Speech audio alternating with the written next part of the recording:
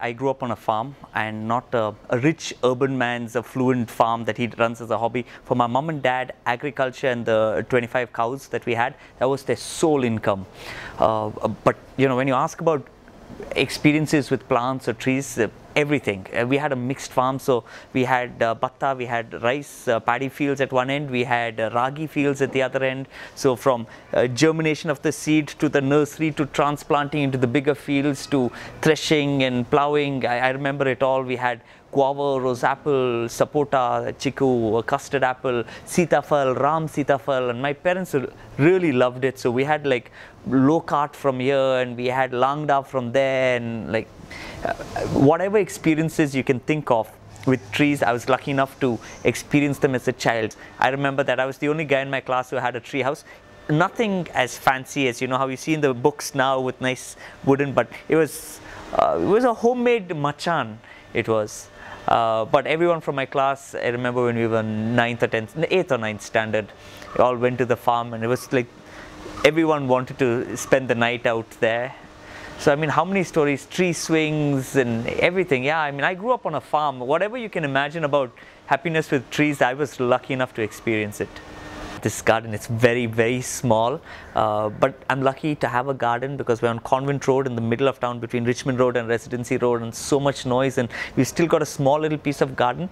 I laid everything myself. I don't know how much the cameras are catching, but I've got an epiphyte there, and we've got some variated bamboo and lovely plants. I hope you're catching it all, but it's very small. It gives me a lot of satisfaction, but it's very small, but I love it. I love doing my gardening. So my wife and I, we took a 1-year sabbatical, and we did a lot of traveling.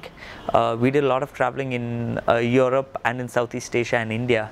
One of the first steps off mainland India was to the Andaman Islands, and we went to Havelock and Neil Island, and I remember being so surprised at the flora being so completely different than anything I've seen in India, because the trees were gigantic, huge, massive trees, and I remember thinking that these are the tallest trees I'm ever going to see in my life. But then I went to the Taman Negara Forest Reserve, which is in the middle of Malaysia, and when you go in there, it is the oldest surviving rainforest, because all the other rainforests have been damaged and grew back again after the last ice age. This is the only one that survived.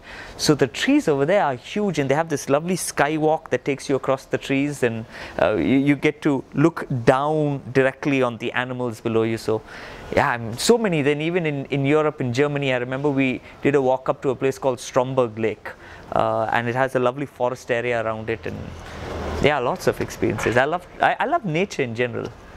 Well, before we talk about Neralu or the Bangalore Tree Festival, first we have to talk about Bangalore and how, as a city, we have compromised in the name of progress. We've compromised so much of our green cover. We've compromised so much of the little green pockets that we have in our city. I know that now suddenly in the last 10 years, everyone's going back again and fighting to hold on to Lal Bagh and Cubbon Park, but so many of our other parks have been compromised.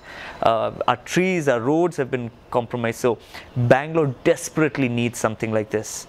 As far as the name Neralu, it's beautiful because we all live in the shade of trees, and not just the physical shade of the sunlight, but everything we experience ceases if trees cease to exist. The very oxygen that we breathe is dependent on those trees. And so if you talk about living in the shade of someone, almost the entire living species on earth lives in the shade of trees. So we desperately need. I love the name, and I really hope the Tree Festival works, in the sense I hope it builds awareness and enthusiasm to have more trees. Sure, we have to cut trees when roads are being widened. Sure, when someone's building a new house or a skyscraper, trees have to be cut. I understand that. But are we doing enough to make sure that it doesn't end there?